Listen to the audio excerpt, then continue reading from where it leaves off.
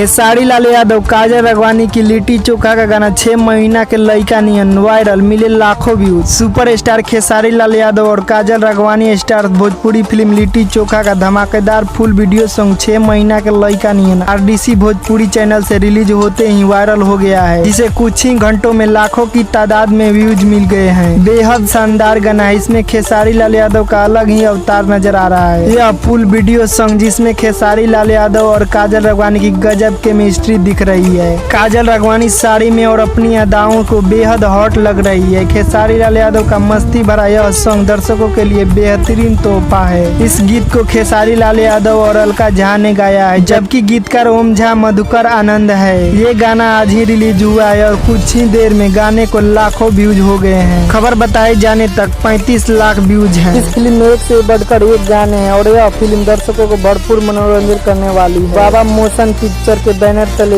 बनी फिल्म लिट्टी चोखा का trailer RDC music company ने रिलीज किया है, जिसे शानदार रिस्पॉन्स मिला है। ऐसे ही भोजपुरी फिल्मी न्यूज देखने के लिए हमारे चैनल को सब्सक्राइब करें और साथ में बेल आइकन को दबा दें ताकि हमारा नया नया वीडियो मिस